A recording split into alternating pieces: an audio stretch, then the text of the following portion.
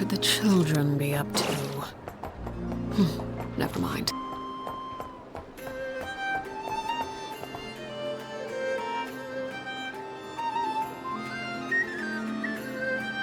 Thank you for waiting. I finished checking your adventurer handbook. Here are your commission rewards. We have no other urgent commissions on the books at present. Thank you for all your hard work lately. Perhaps you two could consider taking a vacation. Amazing! Paimon never thought we'd end up having downtime in Nod-Krai. Things were pretty hectic when we first got here. Everywhere you looked, it was either the Wild Hunt causing chaos or the Fatui stirring up trouble. It felt like this whole region was one giant slime in a barrel, ready to go boom at any moment. Sure have. Things were looking pretty dicey, but in the end, we managed to turn it around. Whoa! Paimon just got deja vu! Oh, that's right. It's because we've done this like a million times now. Ah, yes. Are you two aware that the Moon Prayer Night is soon to take place? Oh, yeah! Lama told us that was coming up soon. Wait, why do you mention it, though? Do people in Nasha Town celebrate it, too? Paimon thought it was just for moon goddess worshippers. You're partially right. Most people in Nasha Town just see the festival as an opportunity to do business. They do not concern themselves with the religious element. The festival was first celebrated by the Frost Moon Scions. On this day, they would wear moon prayer blossoms and celebrate the birth of the moon goddess through song and dance. They would also prepare food and handicrafts and give them as gifts to others. Over time, it became Nod-Krai's most lively festival. Oh, sounds like fun! Great! Well, in the meantime, since Catherine doesn't have any commissions for us, let's focus on some personal business instead. When we first got here, you mentioned that this was where your spaceship landed? We didn't get to follow up on it at the time, because we got wrapped up in that whole rare situation, but now we can finally start investigating it properly. Well, there's a saying Paimon's heard around these parts, which goes, if you lift up a rock, you'll find something you weren't looking for. By that logic, you'll never find what you're looking for while you're searching, but the moment you stop looking, it'll jump right out at you. Could be worth a try though, right? Anyway, Paimon suggests we focus on other stuff we want to do for now, and just keep an ear out for spaceship-related intel as we go.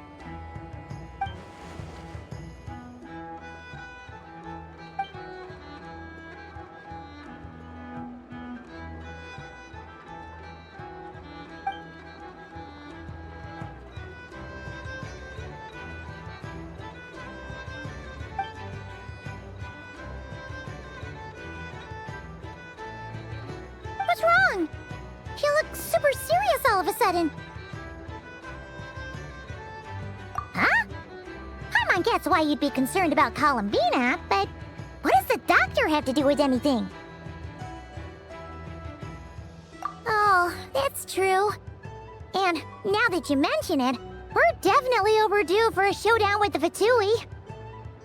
It is weird that he hasn't shown himself this whole time. What could he be up to? True.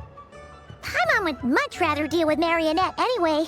She says the meanest things, but when it comes down to it, she doesn't seem like a bad person. Maybe it's the pressure of being a Fatuse? Especially as a Harbinger. Does she feel like she's gotta act tough to keep up appearances or something? But then, every time we headed out with Rarier, she always wound up having to repair Polonia and her other robots. That's gotta sting. Losing face always hurts more for people who care a lot about their image. She's probably still furious about it. What? Relax! She's not even here! Huh? What's the matter? Oh, nothing! Sorry, we'll be on our way now. Where are we again? Oh yeah, Columbina? Right, yeah, let's go see Columbina.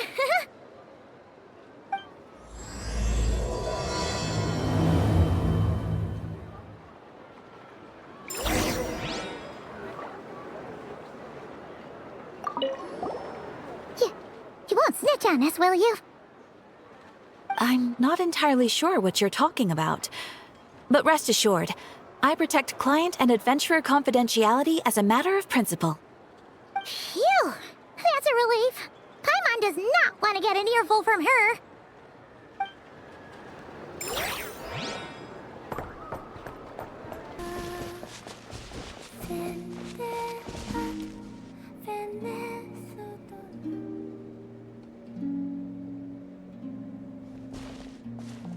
Hey, she's sitting up! Is me sitting here a rare sight? No, we just thought you'd be resting. Perhaps I would have been, were it not for the sudden arrival of some unexpected guests. Not that I consider it a disturbance. After all, you are the only ones who are free to enter. Would it not be a little unfriendly of me to lie down while we speak? I didn't realize you put so much thought into little things like that.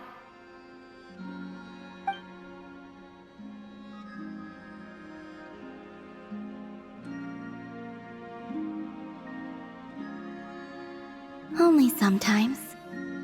There have been moments lately where I think about you and your companions. They are warm, mysterious, and cozy memories. Very few of my past memories are anything like that.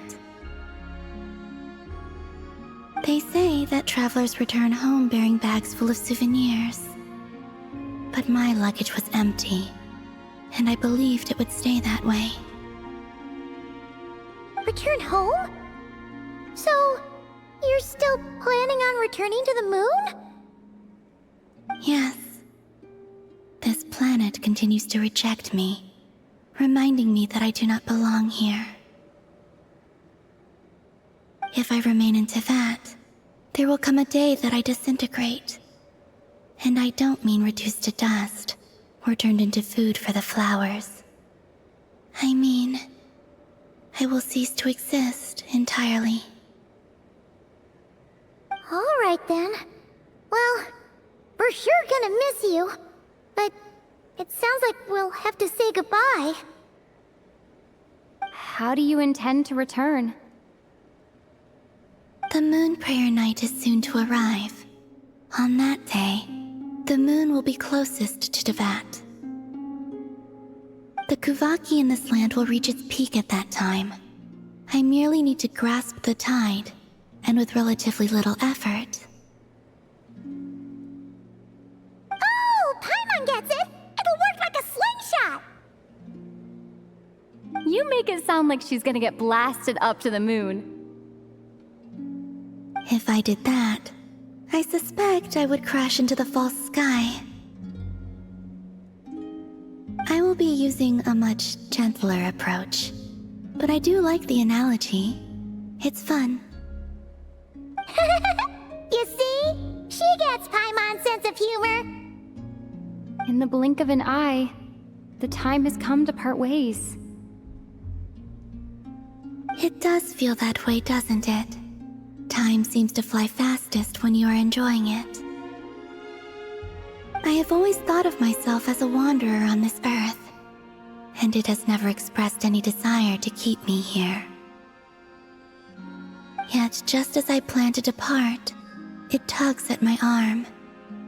Is this a gesture of affection? Or is the world mocking me? Oh. Were you hoping I can answer that? Yes, you are a traveler, so you must have a lot of experience in this area. Then, what I would say is, enjoy the moment. That's right! Don't overthink it! Happiness is happiness and joy is joy! The point is to enjoy it, not analyze it! I see. Then what I would say is, even though I am very tired right now, I am still happy. I can't tell from the tone of your voice. Oh, really?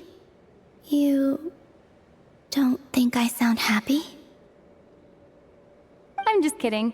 I could tell you were in a good mood today from the moment we saw you. A joke. Albeit not a funny one. Anyway, I assume you're here about you-know-what. Give me your hand. Actually, it's not that. There's something else we wanted to discuss with you. Oh. Then, do you still want to give me your hand? Or not? Sure.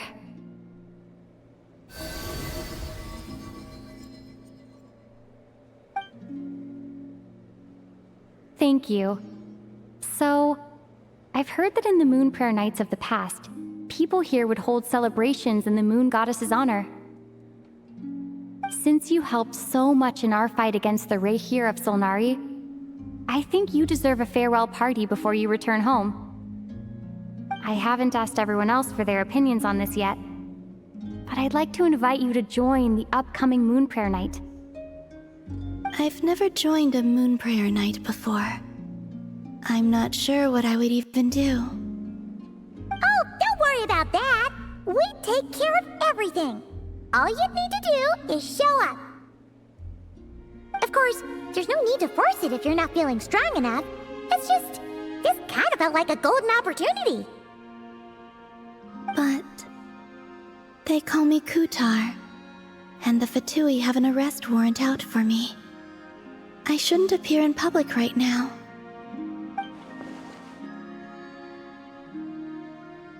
I'll make it work. You have my word. Yeah, we got your back. Well, she does. Paimon's actually not too sure what she's planning. All right, if you're sure. I will not refuse your invitation. I suppose it wouldn't hurt to pack a few more sights from this world into my suitcase before finally learning what my homeland looks like.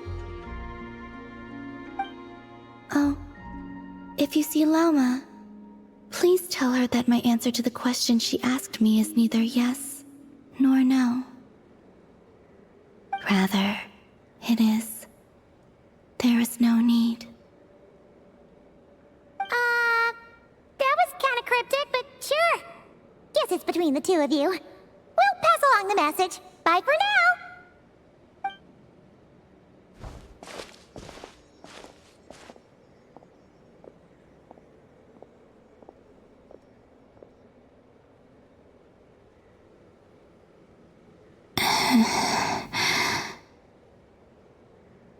And also, I do not know.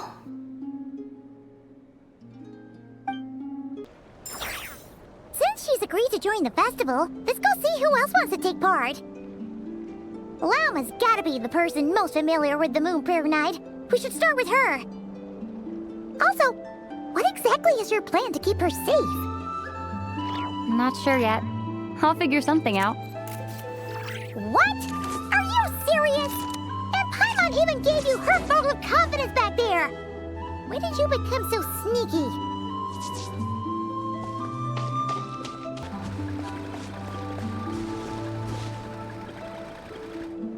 Hey, Lauma! It's us! Huh? Varka? What are you doing here? Beats me. I had a bit too much to drink last night, and when I woke up, I was on Hisi Island. Mr. Varka is helping to oversee Nasha Town's preparations for Moon Prayer Night. He is here to go over some details regarding the decorations and custom cloth designs. Right, yeah, that too.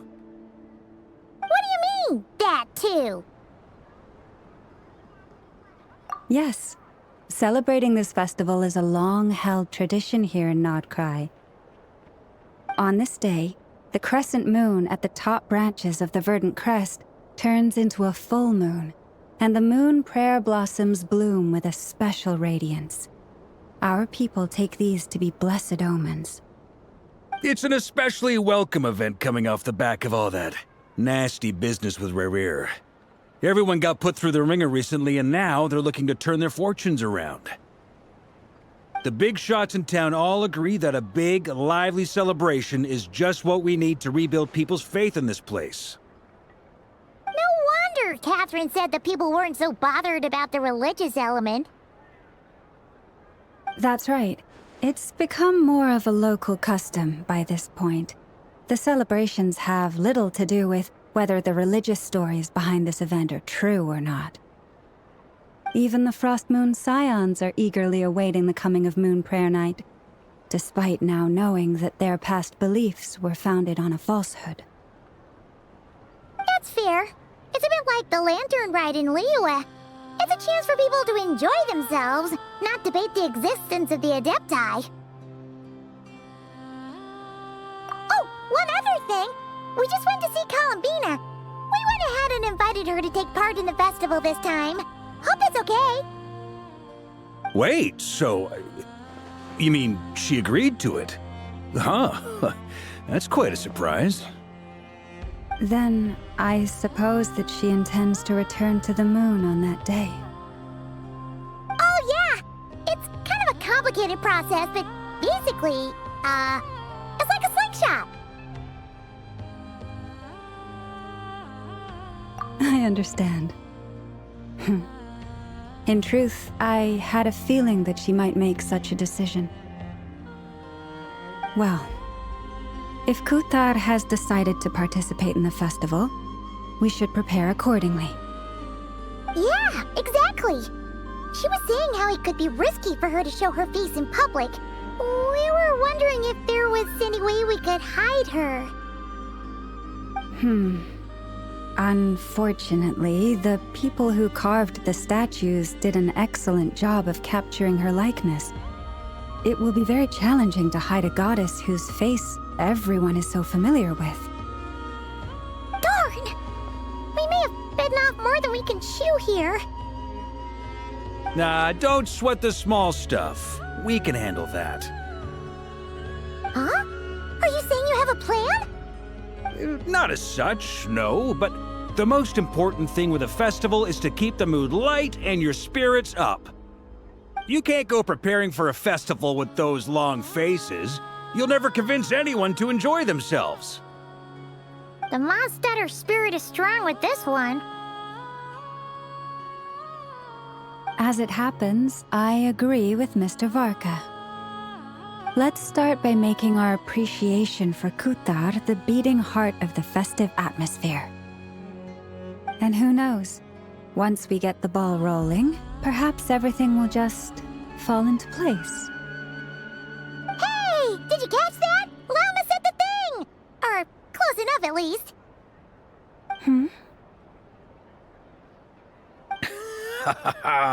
I'm looking forward to the Moon Prayer Night already. We have a festival in Mondstadt called Windbloom, and you can always tell which couples are celebrating it for their first time by the smiles on their faces. Big, beaming smiles like their whole face is glowing. And I have a feeling we'll get to see that same smile on the Moon Goddess's face at this festival. Not quite the same, surely. Anyway, I'll take care of business in the city, but I'll have to leave the decor up to you and the Frost Moon Scions. No one else can capture that traditional aesthetic quite like you guys.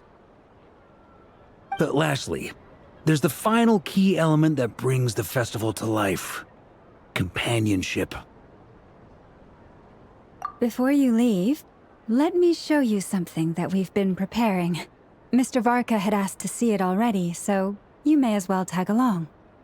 Also, I have some further questions about Kutar's decision.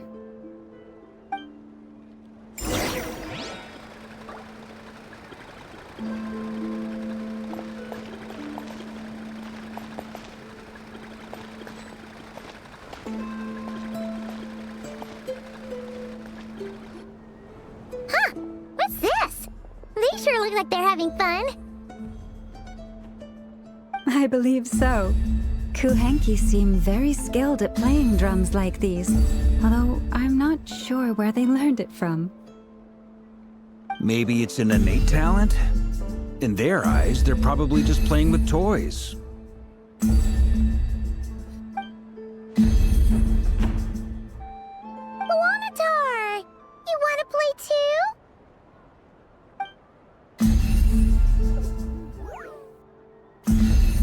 Yeah. She looks more confused than anything. Maybe we can teach her next time if we get the chance.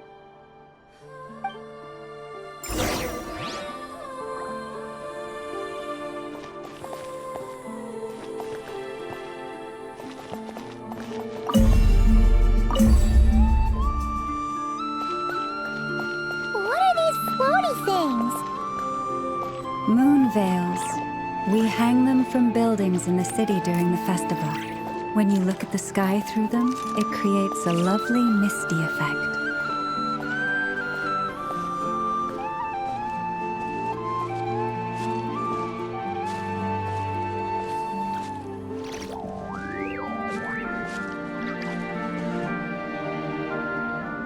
Everyone seems hard at work. They are preparing items for Moon Prayer Night. For instance, the sculpture being made over here, Mr. Varka and I were just finalizing the details of where it will be placed. Ah, there she is. I didn't know the finished article would be so large. Not to worry, though. All the necessary arrangements have been made. Just let me know once it's ready, and I'll get some people to ship it over. You have my thanks.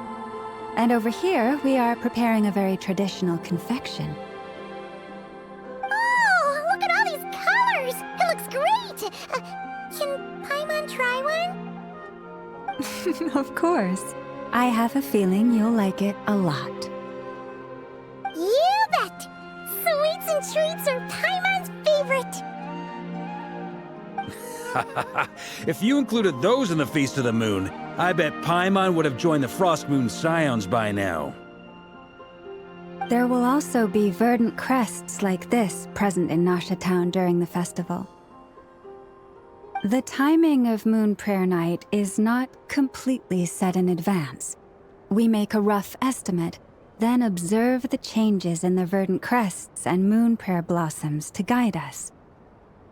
As such, the wait itself is a fun feature of this particular festival.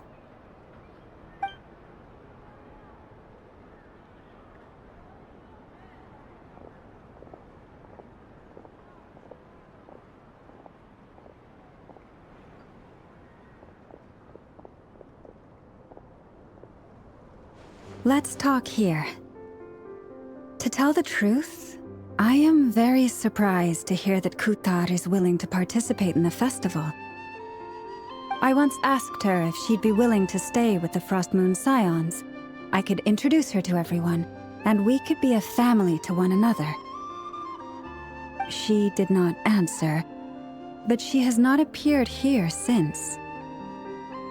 I took this to mean her answer was no, but if that were the case, she would not have accepted this invitation.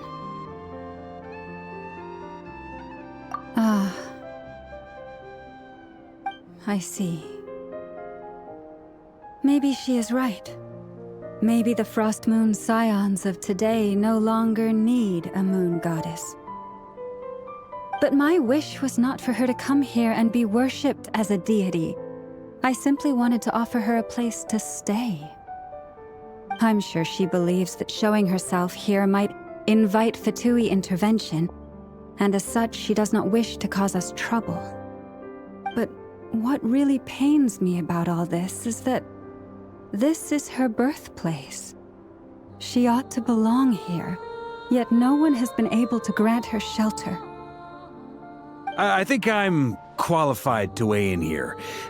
When someone's about to depart on a long trip, what they need is blessings, not burdens. We should wish her the best, not make the journey harder than it already is. Anyway, she's agreed to attend, hasn't she? All we need to do is simply respect her decision.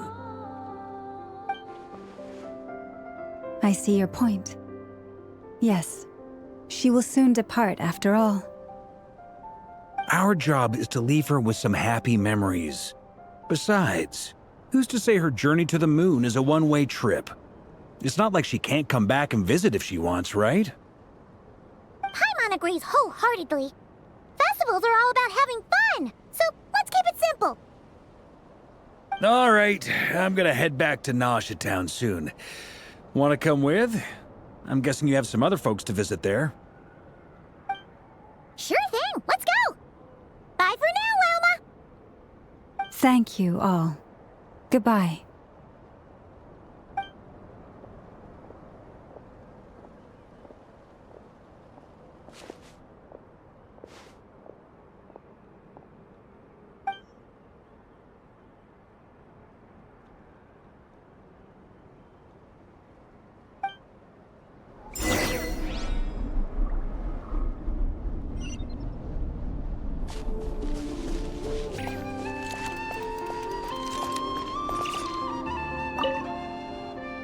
Goodbye for now. I look forward to the festival.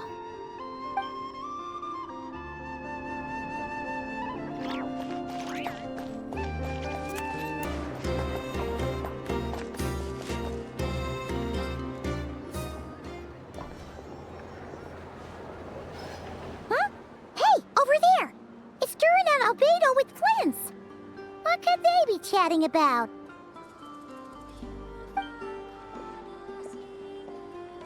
Your guess is as good as mine. Ah, Grand Master, and the Traveler and Paimon. Hello there. It's been a while. Perfect. We have some new volunteers for our investigation. Wait, let me guess. The righteous Lightkeepers are finally ready to hunt down the Abyssal Dragon? Haha. Yes, that too.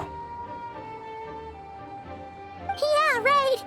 Oh, wait. Why does everyone keep saying that too? Well, to be precise, the facts match, but not the causality. Wait, so I guessed right? Half right. Don't act so impressed with yourself. Maybe I can explain. We ran into Mr. Flint's north of Nosha Town. At that time, we just noticed a few abyssal creatures out in the wild, but the strange thing was, I didn't detect any traces of abyssal energy on them at all. On closer inspection, we realized that they were not real monsters, but something akin to reflections in the water, or perhaps a mirage. Huh? What do you mean? Like, you could see them, but not touch them? Exactly. It was very peculiar. They roared and tried to attack us, but we could not make any physical contact with them. I think I've heard of things like that happening in Nod-Krai before, but I don't know much about it. Yes, it's a known phenomenon. Mirage-like illusions tend to appear in Nod-Krai in the run-up to Moon Prayer Night. From a distance, they appear quite real. I myself thought that Misters Durin and Albedo were locked in battle with abyssal monsters when I first arrived. But after sharing intel and investigating a little further, we can confirm that these illusions are harmless. There is no great cause for concern. All the mirage stories I've heard are either animals, rocks, or small houses. Abyssal monsters, though? That's a first. It's a first for me, too. So I'm planning to look into it further just to be on the safe side. I intend to inspect a few more locations. What about you two? Any plans? Alice contacted me a few days ago. She'd like me and Durin to assist her with an experiment. But we lost contact shortly after receiving the message. I'm sure that comes as no surprise to anyone familiar with her. We don't know when the wind will blow, yet when the wind blows, we will know. That, in a nutshell, describes how Alice operates. Yeah, that tracks. Okay. Well, I suggest we investigate this mirage business in the meantime. It's piqued my curiosity, and I'm pretty sure I know someone who will already be 10 steps ahead of us. Well said. Right? Whatever's happening in Nod-Krai, she always seems to be the first one to know. Let's go see what she knows. We can invite her and her staff to the festival while we're at it.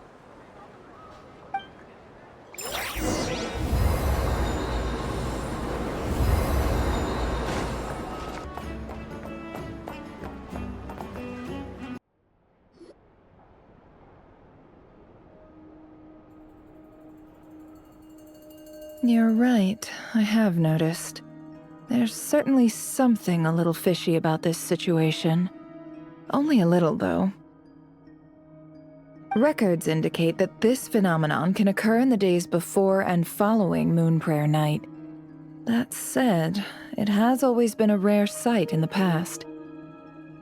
The odds of encountering these phantoms are similar to looking up in the night sky, happening to see a shooting star, and managing to make a wish before it disappears. But this time, either everyone's getting lucky, or they're appearing far more frequently than usual. Yehoda's out gathering intel as we speak. In the meantime, let me check off some points of interest. First, the Abyss. The ones we saw seem to be abyssal monsters. Indeed. But we have identified one location where many more of them have made an appearance. And not just monsters, but human phantoms, too. Given the scale and nature of the phantoms, it's almost as if someone's last memories are coming to life. Or perhaps the memories of multiple people. Oh. So you mean the phantom monsters are hunting down the phantom humans? Exactly. The phantoms can interact with each other, but we have no means of intervening. In addition, some of the human phantoms would seem to be from the very distant past. This is clear both from the clothing they wear and the stories they tell. They claim to be from Hyperborea, a name which I've heard from Lauma before. If this is true, it means they must be from 6,000 years ago. Did Paimon hear that right? 6,000 years? It sounds like this merits further exploration. That'd be a big help. I'll leave it with you, Albedo. My knowledge of ancient history is non-existent. I used to doze off every time the pre-Knights of Favonius era came up in class. It's quite a miracle that you were able to understand these phantoms' speech, given how long ago they lived. I suppose you're right. But I'll leave the archaeologists to ruminate over that conundrum. As an intelligence broker, my sole interest is in the value of the information I gather. Which, in this case, hopefully means earning myself some good favor with our dear Lady Moonchanter. So calculating. Whew, this intel broker logic always catches Paimon by surprise. Sounds to me like we could split the work up. I think the abyssal phenomenon is best left to Albedo, Flint's, and me. Agreed.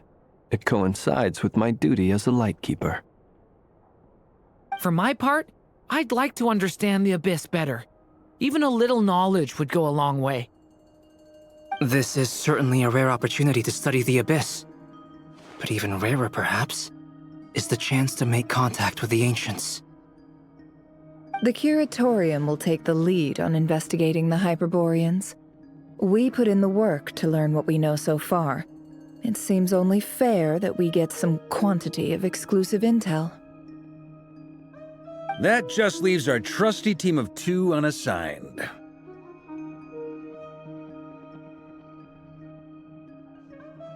Since you became an honorary knight, of course. This was part of my grand plan all along. Ha ha ha! Oh yeah, by the way, we managed to convince Columbina to come to the Moon Prayer Night celebrations. Would you and Yehoda like to join too? She agreed to that? Huh. Quite an achievement. Never underestimate the traveler, I guess. I'd be happy to join. No point shutting myself inside when the streets are all decked out. I doubt any clients will be visiting during the festival in any case. And Yehoda loves a party, so I'm sure she'll jump at the opportunity. No. No. No. No. No. No. No. No. No. Way to contradict me in front of... Wait. No, that's not what I have bad news, boss. So many people. All right, everyone inside, quick!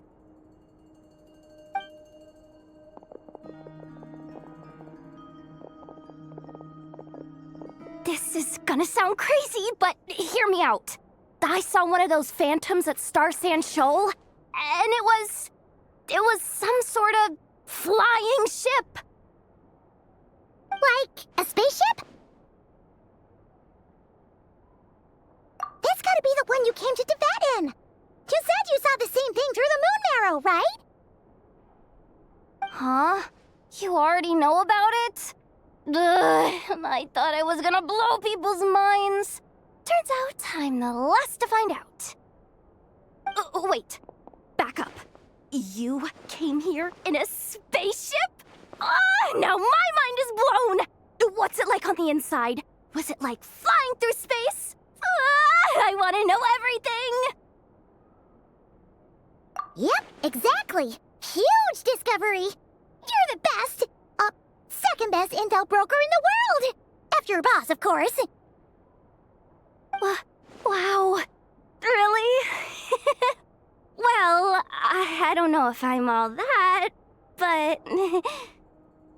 I guess that decides where we're heading next. Come on, don't look at me like that. I know the spaceship doesn't have anything to do with me, but you don't want to leave me as the only one twiddling my thumbs, do you? Please? Fair enough. You can tag along. In that case, let's meet back here to discuss our findings once we're done. I wish everyone a productive investigation. You too.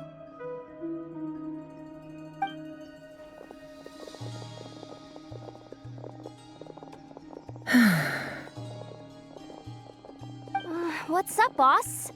Aren't we gonna head out? Tell me, Yehoda, when did the Curatorium start giving out intel for free? Oh, sorry, boss.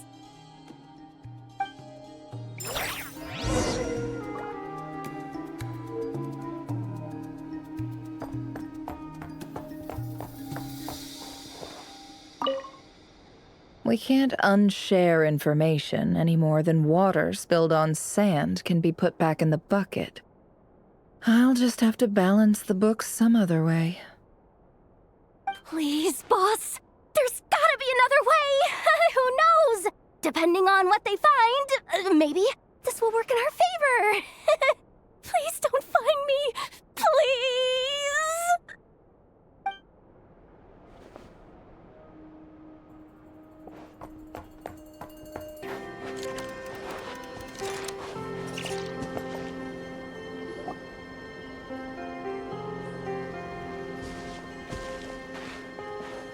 Wow, what do you know? Yehoda was right on the money. This phantom really is your spaceship. But that's so weird. Why would it show up here? Is it some kind of projection? Or a ghost? Like, maybe it no longer exists, but somehow it left an afterimage? Ah, you're already here. Miss Lauma, what a surprise. I thought you were busy with festival preparations. I was, until one of our people informed me that a strange sight had appeared at Star Sand Shoal. No one's ever seen something quite like this before. I thought I should see it for myself. Same here. Oh, so we heard that these things appear around the festival period. Any idea why that is? Unfortunately not. We have very limited information about them, since they can't be interacted with, and no human phantoms have ever made an appearance before now. The most we've been able to deduce is that these sightings appear to be connected to the increase in Kuvaki energy around this time. Yeah, seems like that's all we can do. This is all so confusing. Allow me to lend you a hand.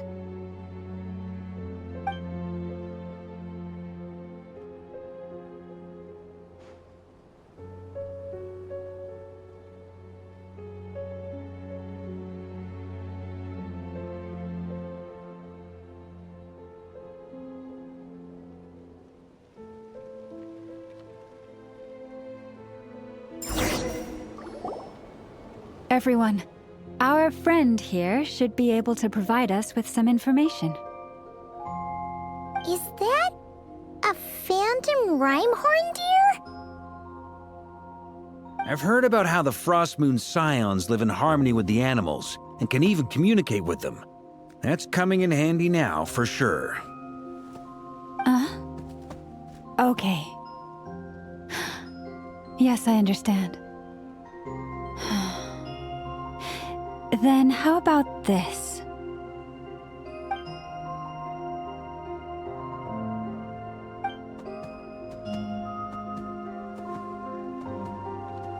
Oh, it's leaving. It appears to share our curiosity about this giant spaceship, so I asked it if it wouldn't mind investigating along with some friends. In return, I told it about some nearby spots where the wild fruit grows abundantly. We may live in a different era from these phantoms, but I trust that the terrain, climate, and ecology here are more resistant to the effects of time than some things are. Let's give them a moment and hope for the best.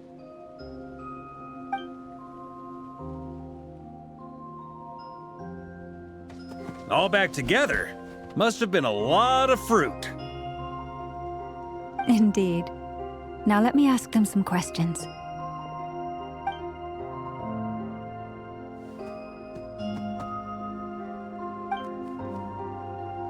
It did find a lot of wild fruit, enough for them to feast for a long while. This puffin circled in the air several times, but didn't spot anything out of the ordinary. Certainly nothing to do with the spaceship. Huh. Well, it definitely makes sense to get a bird's eye view. Indeed.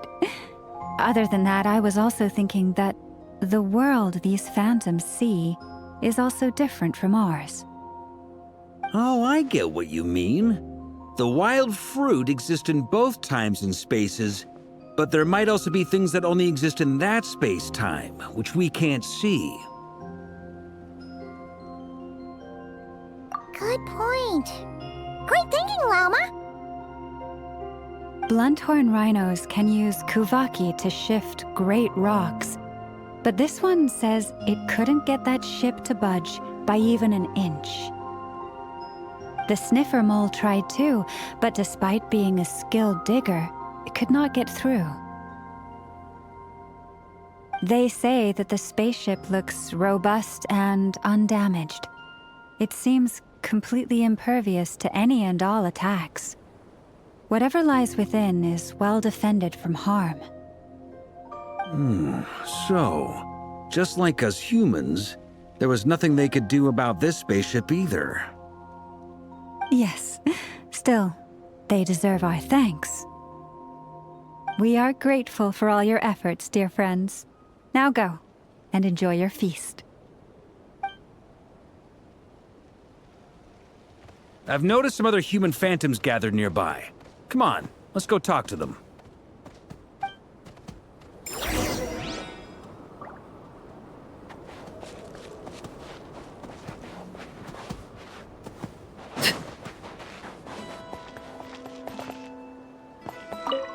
Those illusions and those people. It's all a little creepy, don't you think? Nah, all part of the festive atmosphere.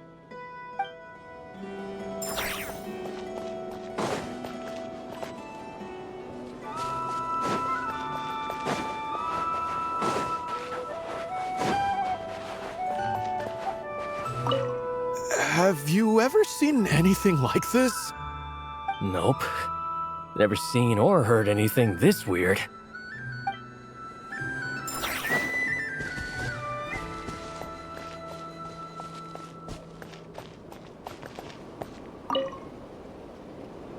What is this thing?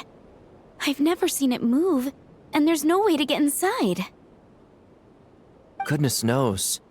My grandpa says it's been sitting here at least since his grandpa was still alive. What about his grandpa? Did he say anything to your grandpa's grandpa about it?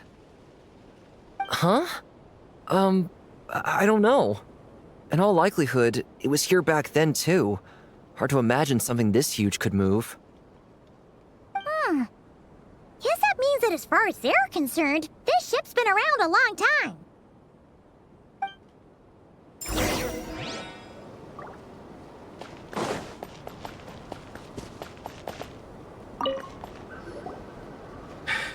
Come on, brothers. If we can get even a small chunk off of this thing, it's gotta be worth a fortune. Today is the day we strike it rich. Huh? You mean Paimon? Yes, brother, I shall join you. Let's make our fortune. We should go with them. What the? This thing is crazy tough. I can't even scratch it. What's it made of? Sorry, brother. Looks like we'll have to seek our fortunes elsewhere. Enjoying yourself? I was just seeing if I could influence this phantom's perception by playing. But nope, no dice.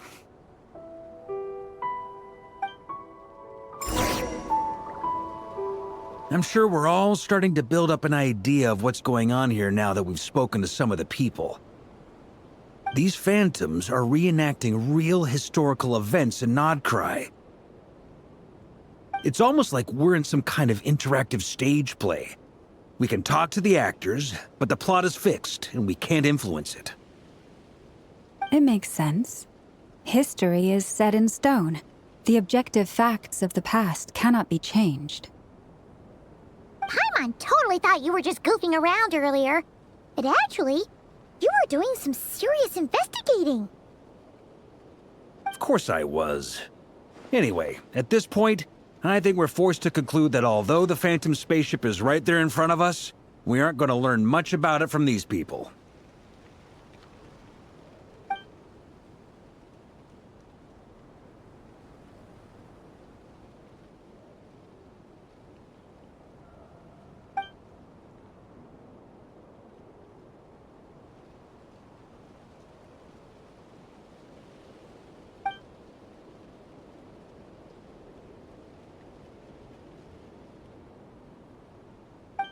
Don't be discouraged. If nothing else, this is proof of the ship's existence. And think about it. So many people tried to hack their way inside, but no one could get the door open. It's made of very tough material. To me, that says that we'll either find the ship itself or the story behind it. It's just a matter of time. Huh. Every now and then, when Varka gets serious, he actually does seem like Grandmaster material for once. I wonder how the others are doing. Let's head back for now. Sounds good. Also, drinks are on me if Team Knights of Favonius is the first to finish. Wait, we have a team name now? Am I in Team Knights of Favonius as well?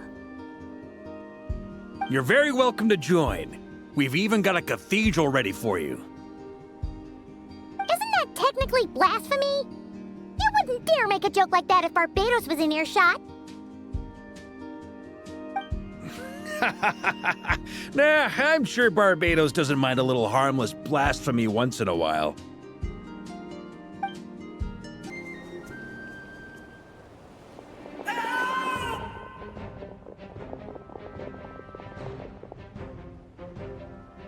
Oh, no! Get away! Oh.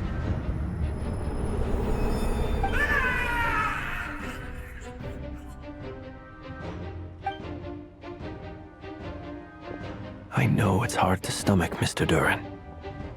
But as I'm sure you've noticed, there is nothing we can do to intervene in that which unfolds before us. But we have to at least try. And try you have. But are you aware of how many unsuccessful attempts you've made now? I wasn't keeping count. I'm afraid this is the 39th failure so far. Or the 5th if we're only counting this particular victim. There are no indications that these phantoms may be altered in any way.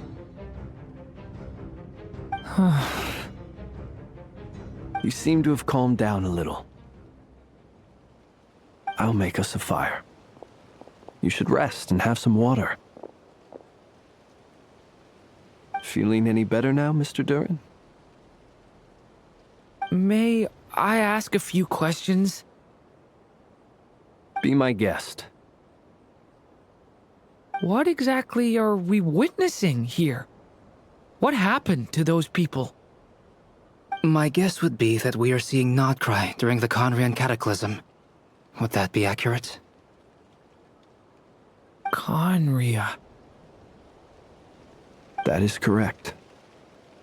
As you know, once the Abyss senses even the tiniest crack, it floods in and spreads like wildfire.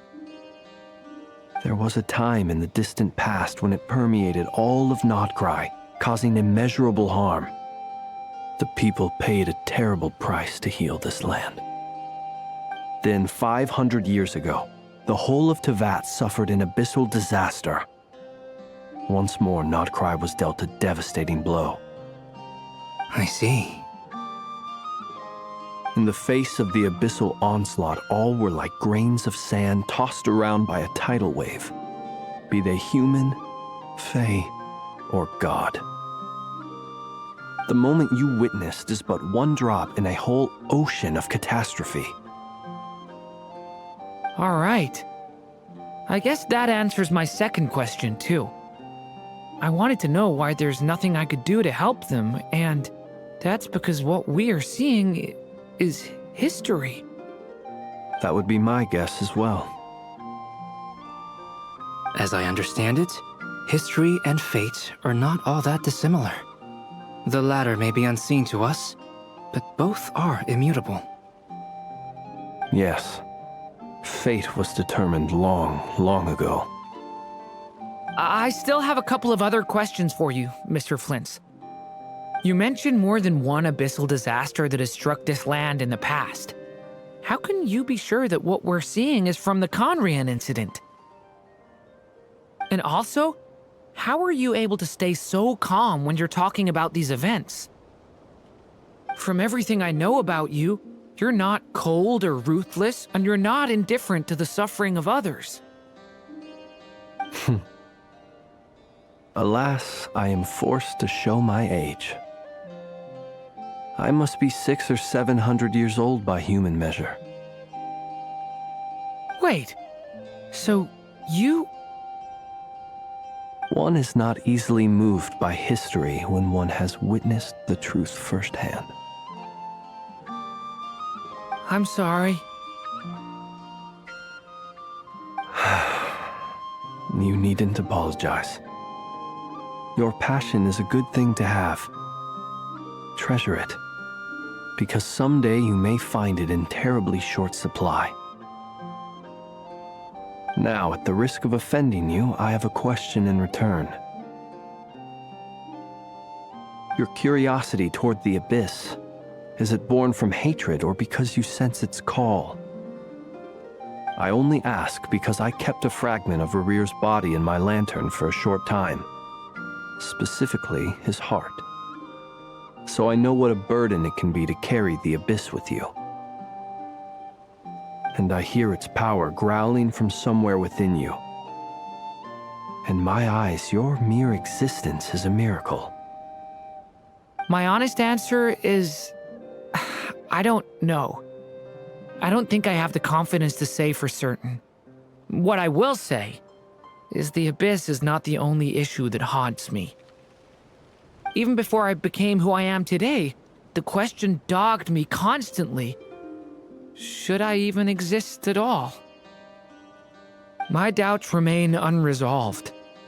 But when we fought Rerir, something became a little clearer to me. Sometimes it is the darkness within us that allows us to achieve the impossible. I certainly got the sense from your 39 attempts that you were trying to achieve the impossible.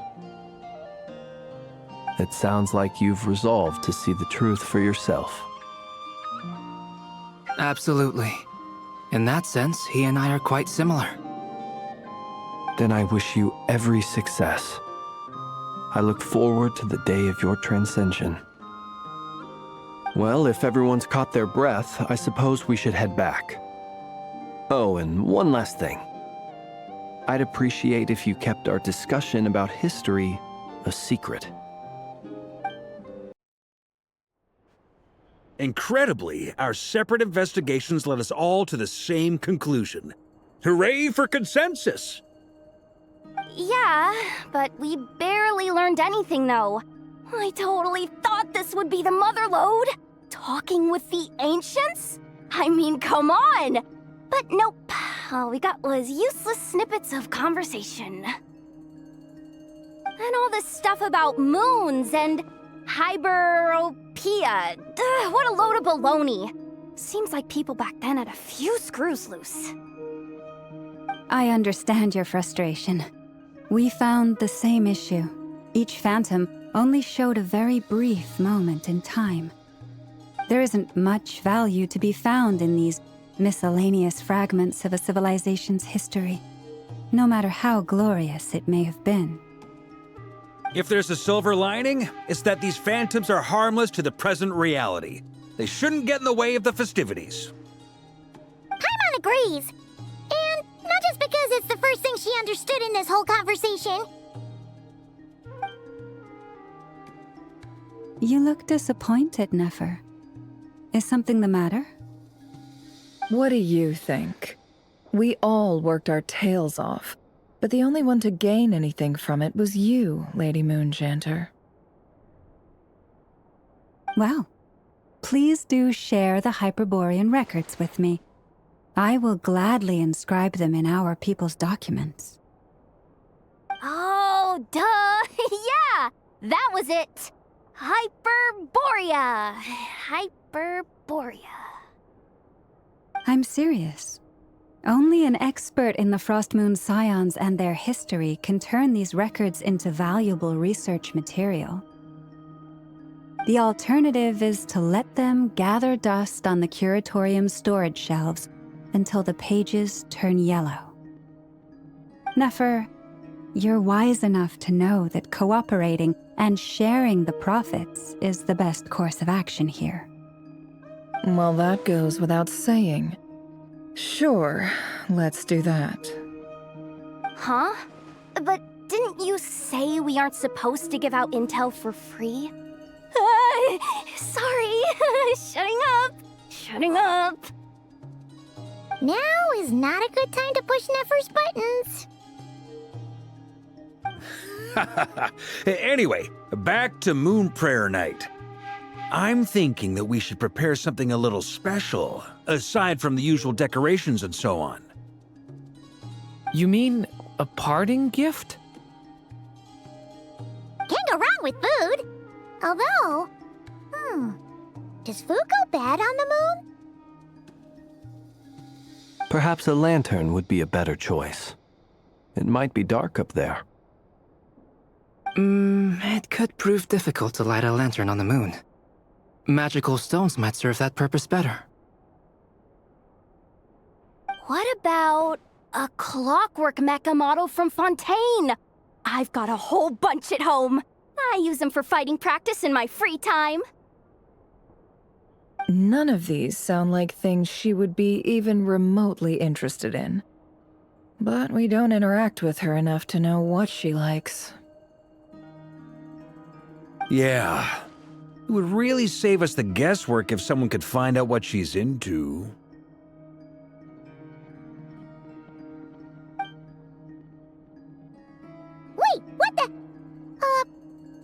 Traveler! They're all looking at you! Great! Haha, problem solved. Now, I need to stop by Dory's. Gonna need her help sourcing a bunch of stuff for the festival. Then let's leave it there for now. We all have our own business to attend to. Traveler, if you find out what Kutar likes, let us know right away.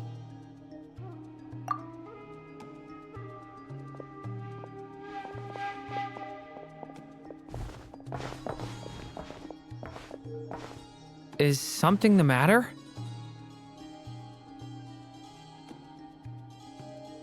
I'm fine.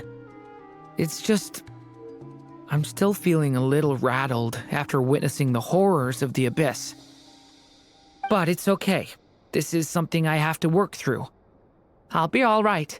Thanks for your concern. Well, don't put too much pressure on yourself. If you ever feel like something's wrong, physically or mentally, we're here to talk. Come on. Stop treating me like a kid.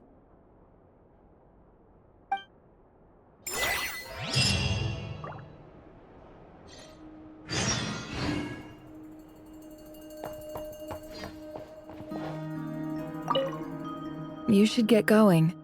It's important that we ascertain what Kutar likes.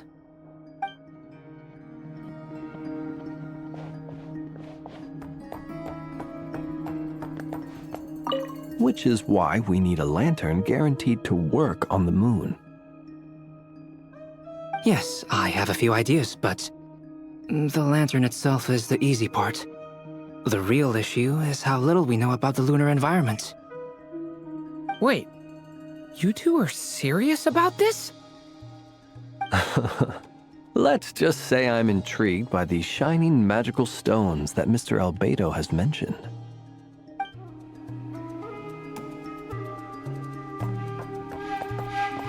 Could you do me a solid and try to smooth things over with Boss Neff?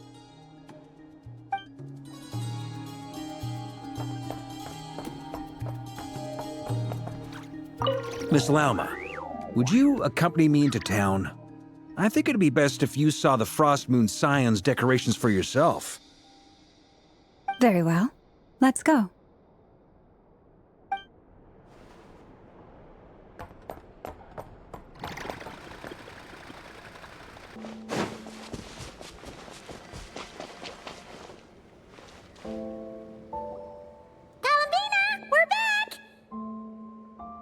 Huh? She's not here. Weren't there a few Kuhenki here last time too? Where did they all go? Walkies? For Kuhenki? You're not pets, you know. Oh, well. Looks like we just came at a bad time. Let's try again tomorrow. There's still a few days until Moon Prayer Night, so we're in no rush. Besides, she needs time to rest anyway.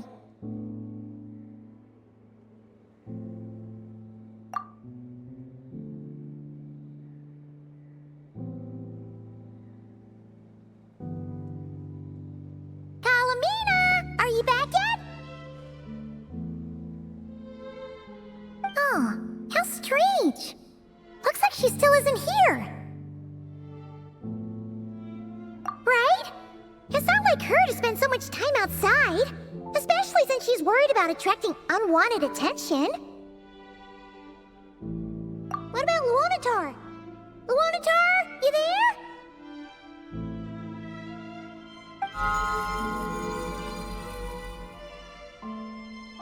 Hey! Do you know where Kalambina went? Sorry, didn't understand. But if you know where she is, could you take us to her?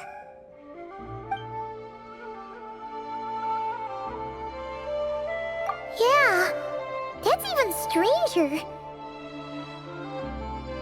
What about him? Oh, that's not good news. They change color when Kalambina gets weaker, right? And they look super pale right now. know what's happening.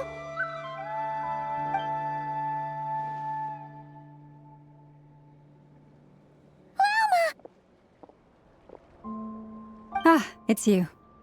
How is Kutar? Is she okay? No, she hasn't.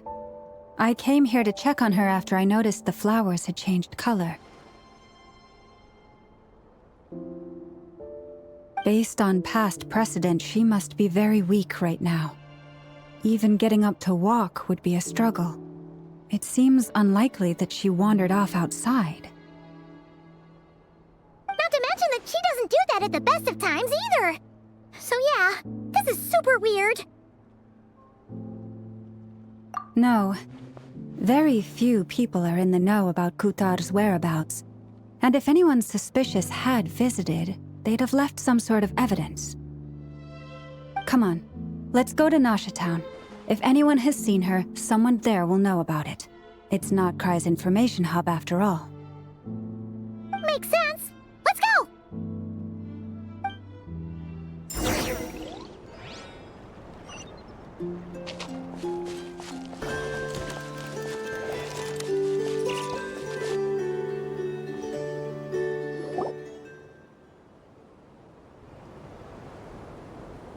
Wait a moment.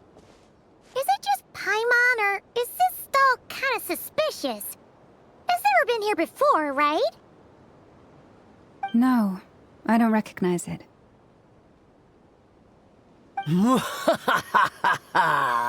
Alas, your free and easy adventure time is over. Now, prepare to face the final boss of Nod-Krai. Whoa! Where'd that voice come from? Not sure, but it's definitely hostile. No, not that way. The final boss is right here.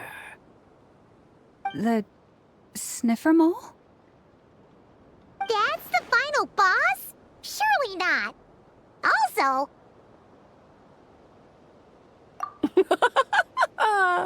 Okay, the jig is up. I'll stop teasing you. Turn around. I'm right behind you. It seems I've managed to leave quite an indelible impression, even though you've never seen my face.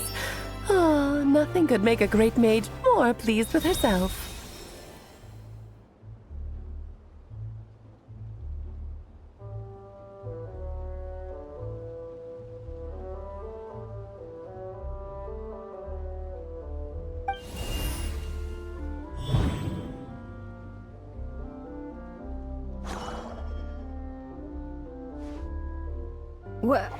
What is going on?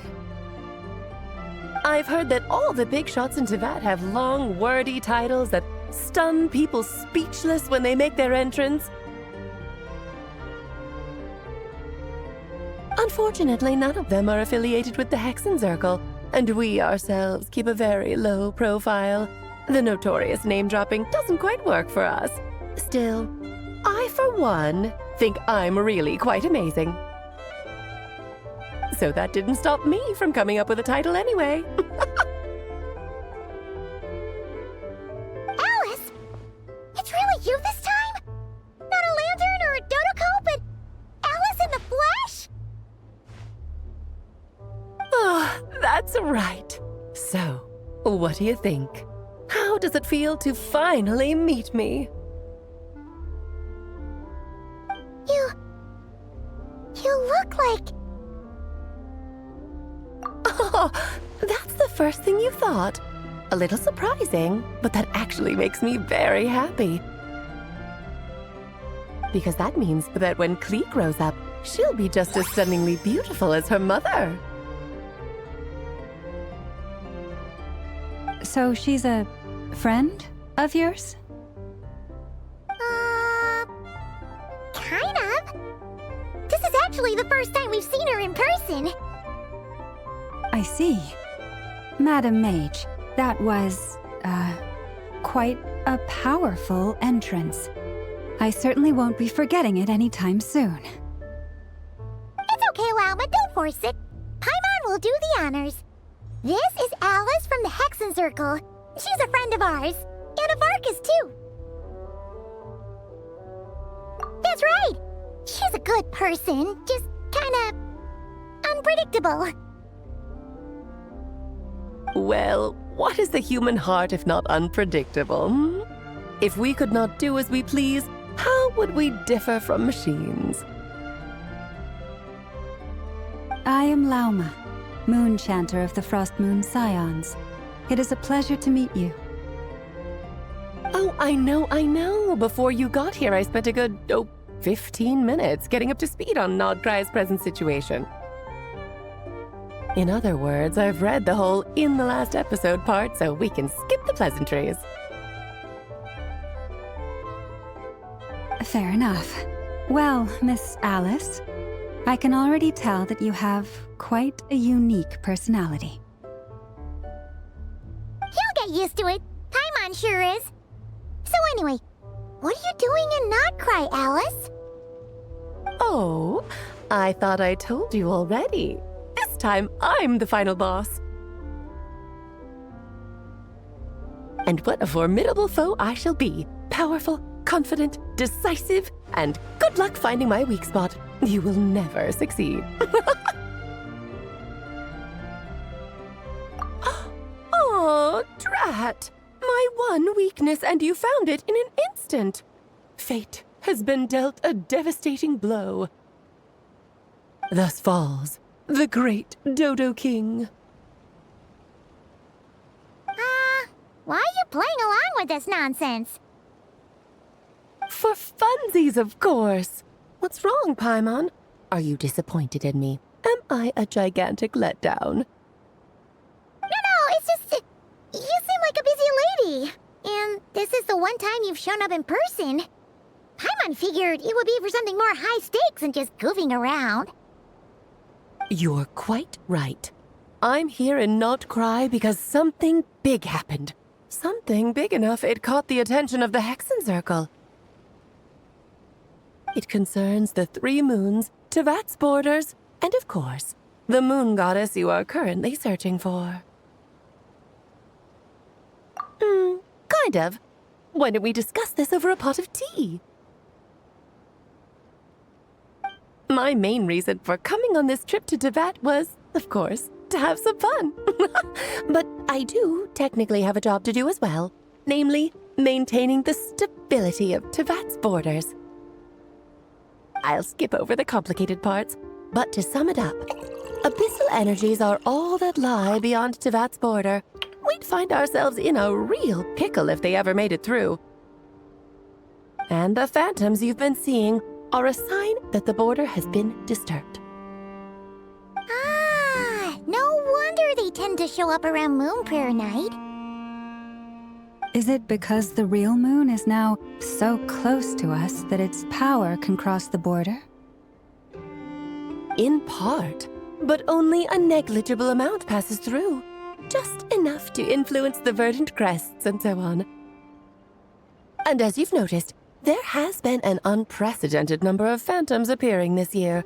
The influence of the moon beyond the border cannot explain this. No, there is another far greater factor at play. The trilunar syzygy. A trilunar syzygy. Eons ago, before the heavenly principles came to Tevat, it was the then 3 moon goddesses who controlled the laws of this world. Oh, that's exactly it! The 3 goddesses split these powers amongst themselves, promising never to consolidate them into one singular body. This was meant to keep the world stable. But, fast-forwarding to the present, the eternal moon's marrow is with you, while the iridescent moon's marrow, which should never have appeared in this world, has been retrieved. Add that to the presence of a moon goddess in the flesh and... the power of all 3 moons is gathered here in Nod-Krai.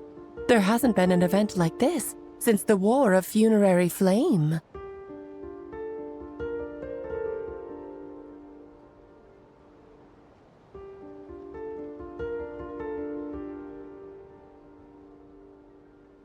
and it's having a noticeable effect on Tevat's borders.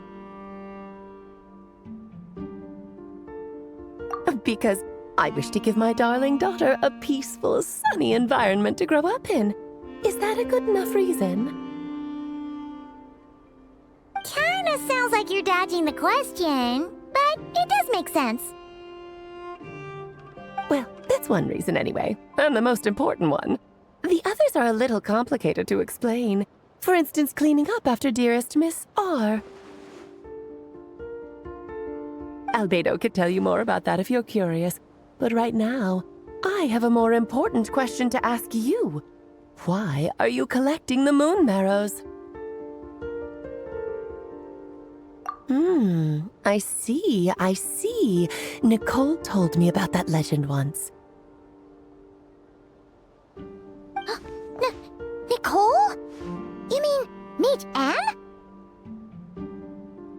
Oh, so you remember.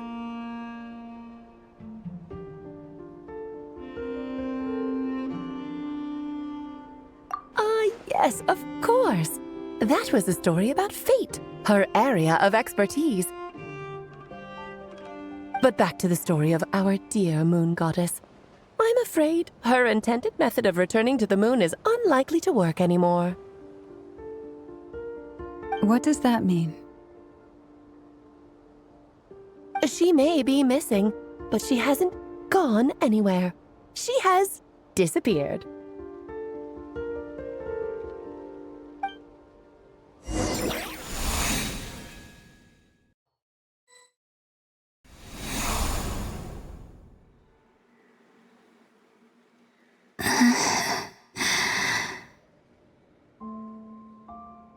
My body is so heavy.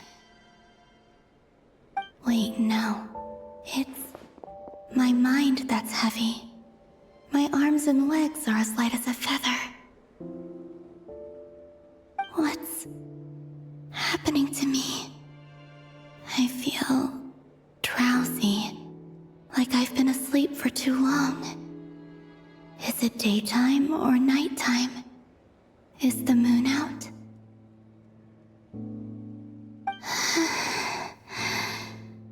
I think I'll go for a walk.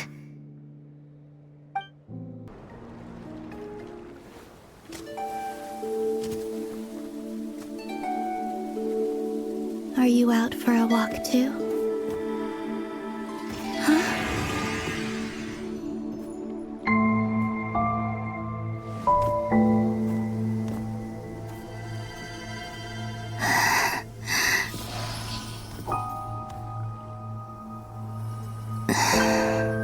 The day has come at last.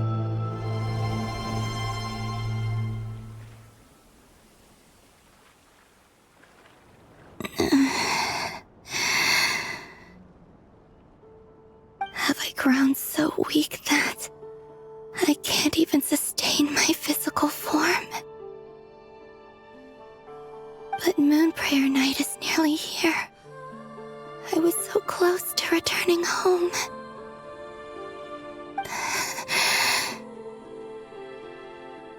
Death is near. Is this how it ends for me? Will I return to the moon after I disappear? Or...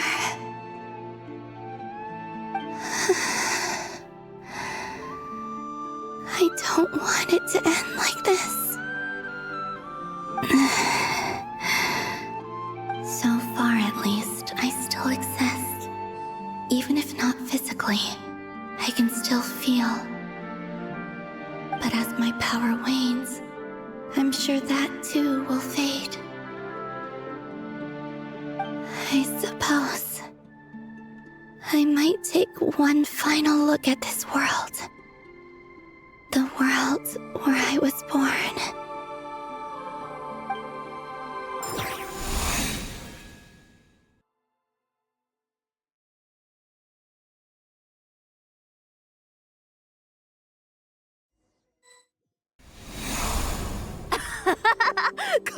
Come on! Wait for me! Frost Moon Enclave. How much it has changed since I was born. These decorations, they're so heavy.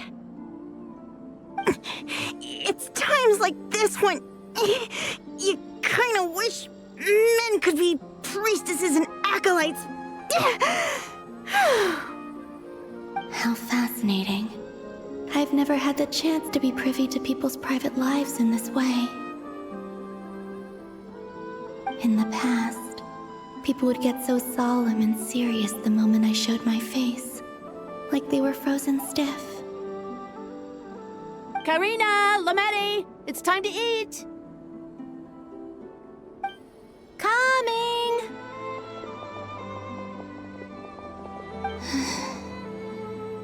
I want to watch them a little longer.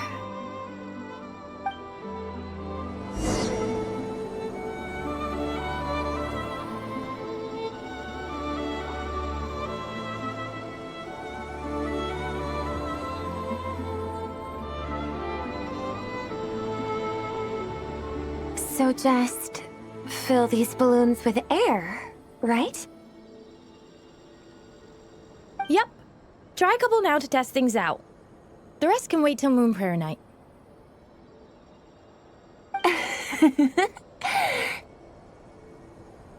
Think fast.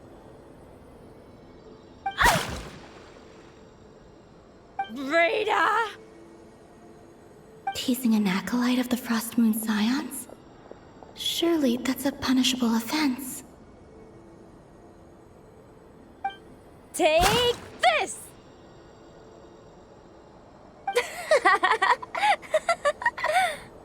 Huh? All right, enough horsing around. Lady Lauma gave us a task. We should get back to it. The task is just to check that the balloons don't leak, right? Doesn't matter if we fill them with air or water. Yeah. Okay, you got me there. And you got me there. But still, we can't use all the balloons before the festival even starts. We won't use all of them. And as long as Lady Lauma's trusted acolyte doesn't snitch, this can stay as a little secret between friends. A couple more can't do any harm, right? Oh, you menace. Then, think fast!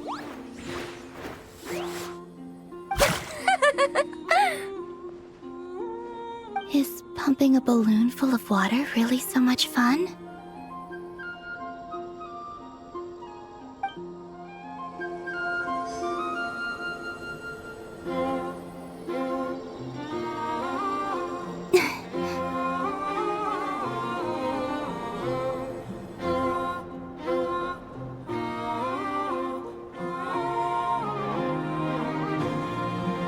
I'm sure you're both tired from playing all day. Come on, eat up. A plain, humble meal. That has always been the way of the Frost Moon Scions. Huh? How come Lametti got a midsummer berry dessert? Oh, I always get Lockaberry. I don't mind sharing. You can have a bite of mine if I get to have a bite of yours. They're sharing food? I've never shared food with anyone before. Even at the Harbinger tea parties, everyone just ate off their own plate. And when I couldn't finish my food offerings from the Frost Moon Scions, they'd leave the leftovers out under the moonlight for the animals to claim. Hey! That was 2 bites! Oh, then you can have another bite of mine. Oh, you too. Oh, don't fret now. Here, have some of Granny's too. So this is what it means to be family.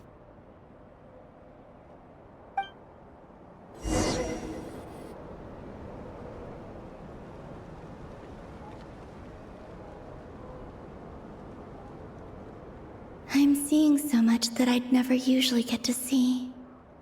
They'd never act like this when I was around. It's nice, being able to just watch people in peace in these final moments. What a rare opportunity. I think I'll go take a look around Nasha Town, too. Maybe the Traveler will be there.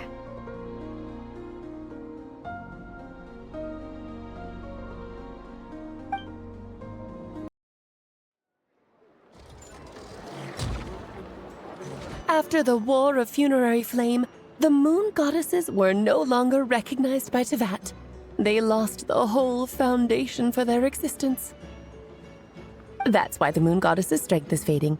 She cannot withstand the world's rejection of her. To be more pedantic about it, the Moon Goddesses did something to offend the heavenly principles, and that's why they were ousted. Something of a recurring theme in Teyvat's history. Theoretically, speaking so candidly should put me in their crosshairs too, but they can't tell me what to do. I'll say whatever I want.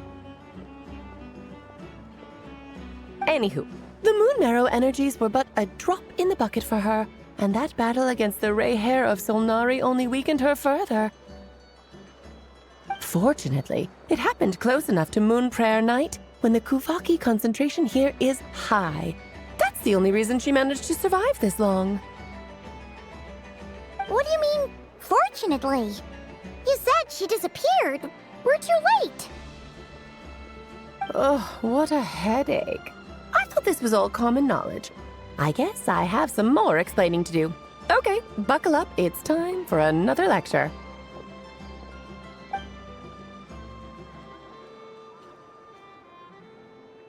Now, I said earlier that the Moon Goddesses lost the foundation for their existence. The reason for that has to do with the natural order. Basically, the rationale for their existence in Teyvat was lost.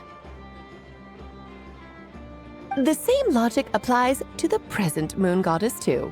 Consider her existence so far. Her comrades in the Fatui called her Damselette. And she was worshipped as Kutar by the Frost Moon Scions. But these connections have now been severed, whether by her hand or yours. So, the rationale that once sustained her existence is now gone. Wait, we did that to her? Oh, well, strictly speaking, yes.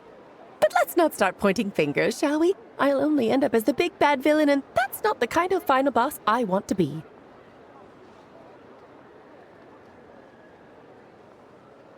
Of course I do. I'm only the greatest mage in the whole entire world.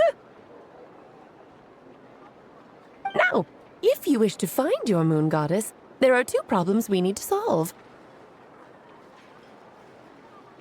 Firstly, we'll need to strengthen the connection between her and Teyvat, at least enough to sustain her until Moon Prayer Night. Strengthen her connection? But does that mean I'll have to rally all the Frost Moon faithful behind this?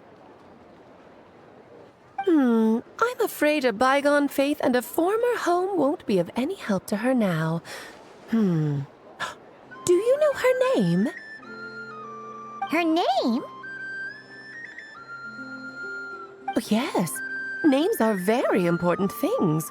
A name is a fundamental concept that anchors one's entire existence. Then your first job is to find it. As a Moon Goddess, I'm sure she must have a name she identifies with. Neither Columbina nor Kutar is her true name, and she's never really accepted either of them. So, finding out her real name is enough to sustain her existence? Yes, I know it sounds like a small step, but every journey begins that way. So for now, that's all we need to focus on. The second problem is with her plan to use the Moon Marrows to return to the moon. Unfortunately, piercing through the false sky will take an enormous amount of power. Given her current condition, she won't be able to provide anywhere near enough power, even if she recovers her physical form. But no need to fret. Nicole's the expert in this field, and I'm sure she'll figure something out. Wait, Mage N is going to help us out too? That means we've got 2 Hexacircle mages on the case. This is turning into a pretty big deal.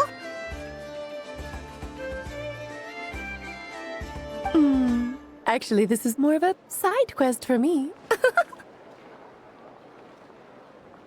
Like you said, I'm a busy lady, so I can't stay for too long. I'll have to return to Tibet's border soon. That's the upside you get for looking out for my little Klee. Hopefully that will incentivize you to carry on keeping her company in the future.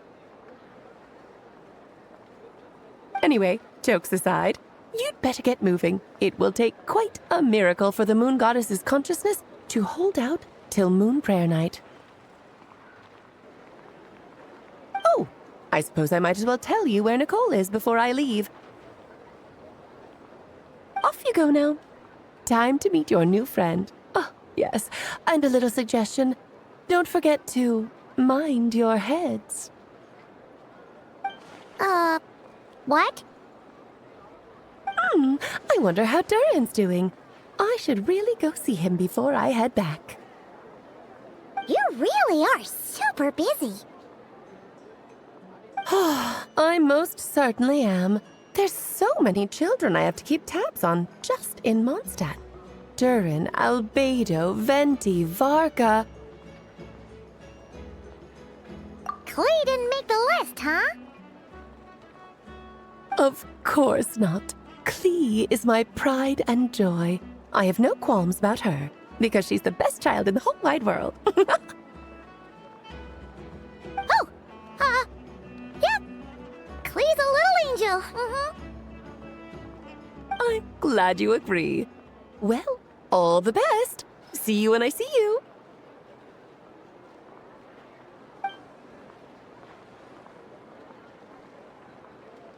She left in a hurry. Yeah, she didn't pack up her stall. Should we handle it for her? I must say, I'm now very curious about her daughter. Klee, wasn't it? What's she like? That's a long story. Come on, we'll fill you in as we go.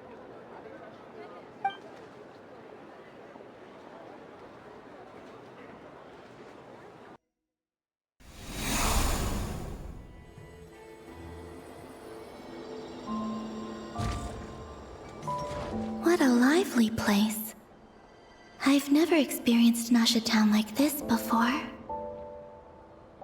Hey, you old geezer! Your hammer's rusted through! Who are you calling old geezer? Are they quarreling? I'm looking right at him! You've really gone downhill since giving your daughter free rein in the workshop. Can you even swing a hammer anymore? It shouldn't take you days just to fix a single chair! You might as well use that hammer to massage my back for all the good it's doing. Don't run your mouth, or you'll get a back massage that'll put you in bed for the rest of your life. Look, the materials haven't arrived yet, all right? You know how busy it gets in the days before Moon Prayer Night. I'll bet you send all the materials to your little princess. Blood's always thicker than water, huh? All right, you've made your point, Uncle Koski. As soon as the materials arrive, fixing your chair will be the #1 priority. And Dad, if you've got time to chat, why don't you lend me a hand, See? Lolka knows what the score is. I guess they're friends. But the way they spoke to each other was so ugly. Then again, it wouldn't be the first time I've seen something like this. Columbina! Sing outside my door in the middle of the night one more time, and I'll unscrew your vocal cords. You hear me? Oh, Zandrone. So that was her way of trying to be friends with me. What a pity. I won't get the chance to say any ugly things in reply.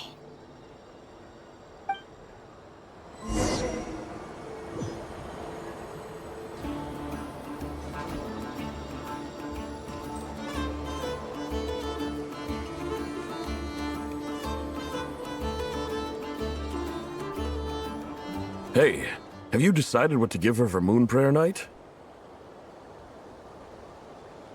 I sure have. She's gonna get the surprise of her life when she's least expecting it. Then I'll whip out the ring and pop the question. The surprise of her life. What a fun turn of phrase. Cool, I get the picture. You can spare me the gushy details. Ooh, looks like we have a customer. Hello there, ma'am.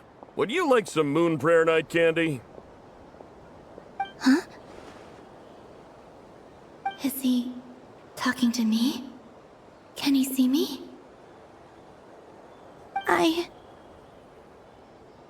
Here you go. Oh.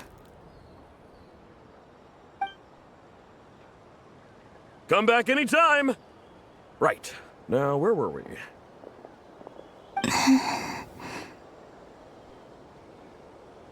I don't know why, but I still held out hope.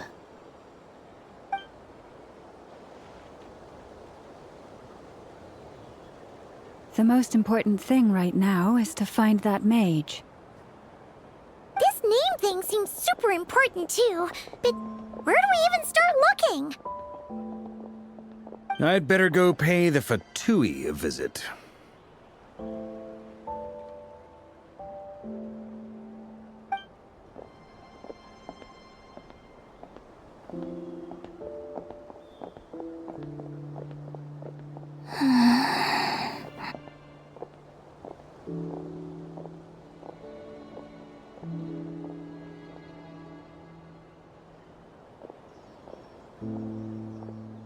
Columbina?